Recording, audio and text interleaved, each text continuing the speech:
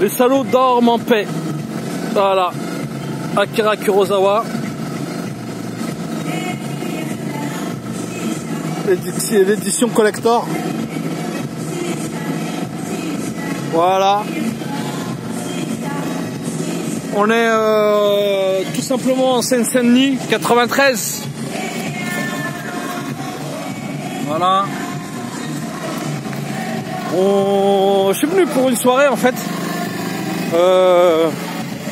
où DJ Farid d'Argenteuil il mixait tout genre de musique, de la soul, de la funk, du rail, tout, voilà, tout, musique du monde comme on dit, etc., etc. Et ça fait un petit moment en fait que j'ai acheté ce film là, Les salauds dorment en paix, d'Akira Kurosawa, de Kurosawa Akira. Et en fait je voulais en parler, voilà, de manière détendue, sans me prendre la tête à savoir si je vais mettre 5 minutes, 2 minutes, 3 minutes, un quart d'heure pour en parler. Voilà, là je vais m'éloigner tranquillement, gentiment, avec la musique. C'est un petit peu exprès, pourquoi en fait? Parce qu'en fait, dans ce monde-là, il y a des gens bien en fait. Il y a des gens bien, il y a des gens, ils dansent en fait, ils sourient, ils rigolent, ils se laissent aller, ils profitent de la vie. C'est des gens bien en fait, voilà. Il y a des gens, c'est des gens bien, il y a des gens, c'est des gens good. C'est des gens qui savent créer une ambiance, qui sont pas naïfs, mais qui ont la tête sur les épaules, mais qui savent s'amuser, qui savent passer du bon temps. Et en fait, ces gens-là, en général, ils n'arrivent pas à dormir en paix. Voilà. Ils n'arrivent pas à dormir en paix. Parce que je pense que quand on n'est pas une crapule dans ce monde, bon, on n'arrive pas à dormir bien. Ceux qui dorment le mieux, c'est les salauds. Voilà, et il se trouve que ce film-là, que j'ai vu là, c'est un petit peu compliqué parce que à la fois j'ai envie de parler de la vie d'Akira Kurosawa, j'ai envie de parler de l'homme qu'il était, même si j'ai pas trop de détails. J'ai envie de parler je me suis renseigné, en tout cas j'ai lu pas mal, j'ai regardé pas mal de ses films. D'ailleurs je fais une vidéo super intéressante tout en haut de la tour de Tokyo, à Tokyo. Voilà, où je parle justement de ses œuvres, de son œuvre globale et ce qu'elle a pu m'apporter. Voilà. D'ailleurs, je suis allé un petit peu au Japon, pas que pour ça, mais notamment par rapport au cinéma japonais, parce que ça m'a tout simplement attiré. J'avais envie de voir de mes yeux le mont Fuji, etc., etc. D'ailleurs, j'ai écrit un scénario qui se passe là-bas, entre Paris et Tokyo.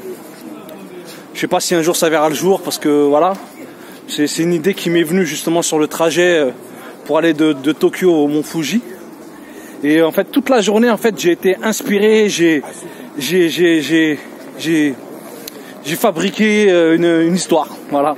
J'ai créé une histoire dans le bus et après là-bas, voilà, ça c'est, je sais pas, j'ai pas pu faire autrement. J'étais tellement émerveillé, tellement content en fait.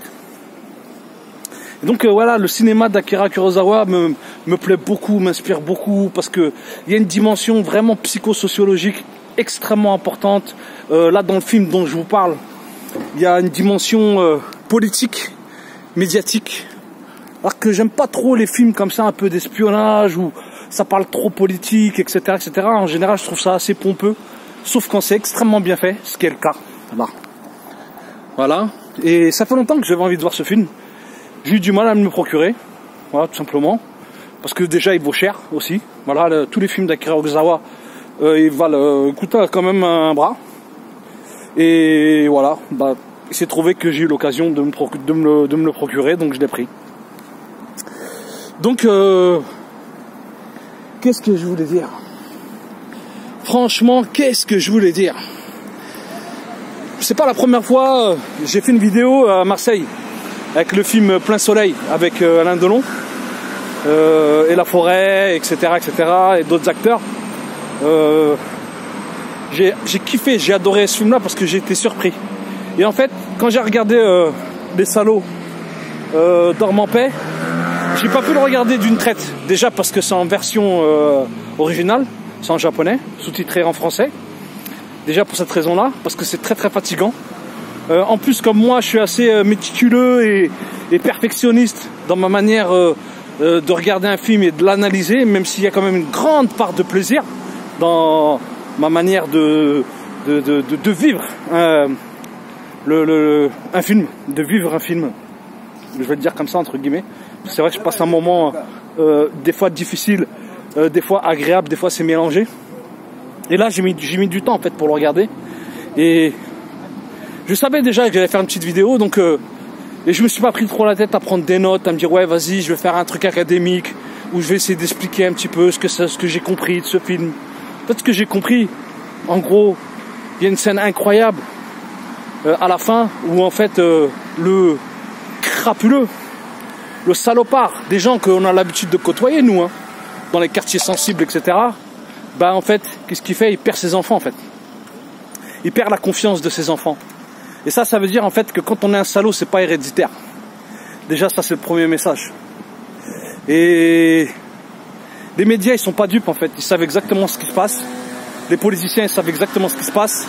Tous les businessmen, ils savent exactement ce qui se passe. Et le fin fond, on va dire, du sujet que traite ce film-là, c'est le suicide en fait.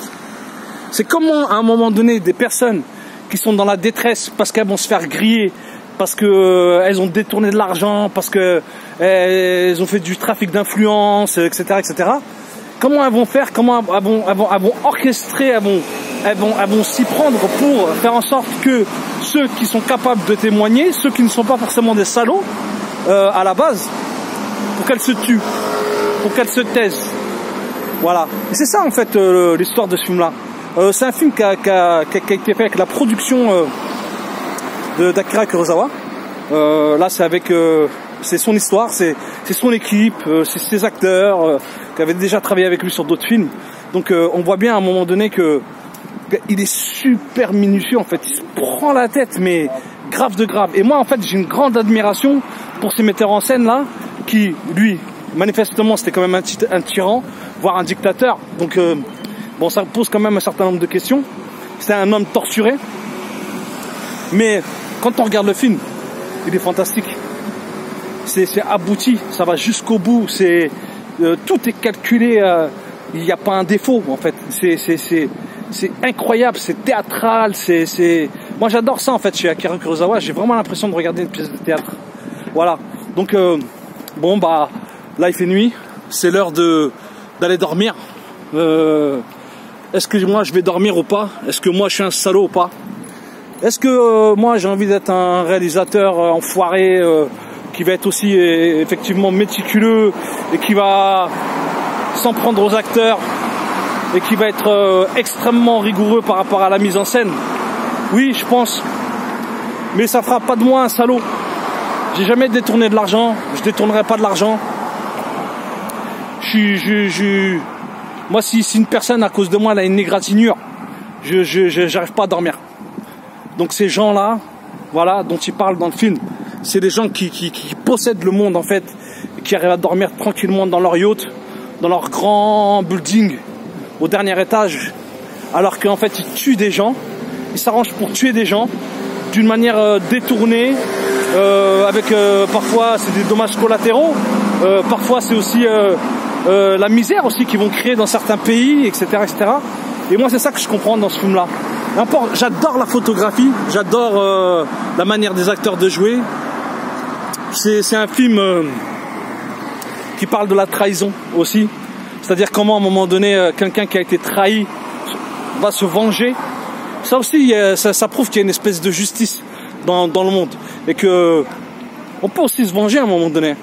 Quand les gens ils se croient très très forts, mais au bout du compte, l'histoire nous a démontré que même si c'est d'une génération à une autre, même si c'est d'un empire à un autre, à un moment donné, il y a toujours une chute. Donc il y a une justice. Moi, j'y crois. Et voilà, pour faire le parallèle avec la soirée que je viens de passer là, que je peux pas montrer ces vidéos là, c'est des gens qui dansent, qui qui passent un moment agréable. Probablement que c'est des gens qui sont en difficulté, qui ont du mal à travailler, qui ont du mal à avoir de l'argent. Mais ils sont là, on voit bien qu'ils n'ont pas des habits de luxe. Ouais, ils sont pas habillés de manière luxueuse, etc. Ils sont pas super fashion, etc. Mais ils ont l'air heureux. Ils ont l'air heureux. Donc voilà, j'ai bien fait de prendre avec moi ce film-là. Et voilà, j'avais envie d'improviser et tout simplement de vous dire ça. Donc, est-ce que ces gens ils vont dormir en paix? Oui, je pense. Est-ce que les gens qui vivent dans les quartiers sensibles, moi je crois qu'à 90%, ils n'arrivent pas à dormir parce que c'est pas des gens qui sont en paix. Voilà, tout simplement. Donc, par contre, ouais, il y a certains enfoirés dans les quartiers aussi, hein. Bien sûr. Hein. Qui sont comme les hommes politiciens, comme les businessmen de haut vol, etc. Et qui sont prêts à marcher sur des cadavres, à tuer des gens, etc. pour l'argent et pour soi-disant leur honneur. Voilà, moi j'adore ce film-là, donc je vous le conseille les amis. Voilà, je vous le conseille. N'hésitez pas, regardez-le. Et qu'est-ce que vous voulez que je vous dise? Alors, peut-être une dernière phrase. Ouais. Non, en fait, j'aurais plein de choses à dire. Ce qui est impressionnant, c'est l'estime et le respect que les acteurs, je sais pas si c'est lié à la culture japonaise, mais c'est l'estime et les acteurs, non, l'estime qu'ont les acteurs et qu'ont les chefs opérateurs, les maquilleurs, etc., envers Akira Kurosawa, qui manifestement quand même leur a fait du mal. Alors, est-ce que Akira Kurosawa c'est un salaud? Est-ce que Akira Kurosawa, lui, il dormait en paix? Voilà. Je pense que c'est une vraie question. Et je crois qu'on fait pas des films par hasard. Et on donne pas n'importe quel titre au film qu'on réalise par hasard. Voilà. Sauf quand on est dans 100% du divertissement, etc., moi, j'y crois pas trop d'ailleurs à ça. Mais c'est vraiment une espèce de business plan en fait, ça. Certains films, c'est vraiment du business. C'est purement du business c'est bankable, c'est boum, ça va ramasser de l'argent et ni plus ni moins. Mais je crois que des films comme ça vient vraiment poser une question, il manque le point d'interrogation. Voilà, Hakimo, on est là. Bah, j'espère que ma petite... voilà, regardez ce film-là, gobez-le, c'est facile, hein, sur internet, etc. Moi j'aime bien l'avoir en dur, j'aime bien l'avoir dans les mains, entre les mains. Et voilà, moi ça n'engage que moi en fait. Mais bon, allez-y, regardez-le et dites-moi ce que vous en pensez. Je vais prochainement vous ressortir un autre film. Mais je me pousse pas en fait. J'en regarde plein de films. Mais de temps en temps, je me dis tiens, celui-là, je vais le présenter, je vais en parler aux gens qui me suivent un minimum là. Voilà. S'ils ont un petit peu de temps, bon bah, ils vont perdre un petit peu de temps avec moi. Voilà. Mais la vie elle est courte, hein. Plus on avance dans le temps, plus le temps il est précieux. Donc à un moment donné, c'est vrai que des fois, c'est pas trop intéressant d'aller perdre son temps à regarder une petite vidéo qui n'a pas forcément d'importance. Parce qu'il y a des choses plus importantes qui sont dans la vie. Et je suis désolé de dire ça, ça va faire un peu bizarre, mais je pense que c'est vachement important d'être quelqu'un de bien, en fait. C'est vachement important d'essayer d'être quelqu'un de bien dans la vie. Maintenant, moi, les enfoirés, je les connais. Je les reconnais, je les vois arriver de loin parce que j'ai l'habitude. J'ai aussi grandi avec eux, que ce soit au niveau politique, je les ai vus faire. Je me suis fait arnaquer par les politiciens, je me suis fait arnaquer par les businessmen. On connaît tout ça, d'une manière ou d'une autre. Et moi, j'ai pas voulu devenir tout ça.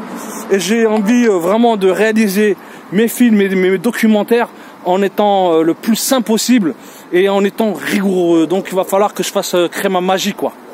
Voilà, il va falloir que je trouve ma baguette magique pour réussir à faire ça. Voilà, Hakimo, on est là la famille. 93, à plus.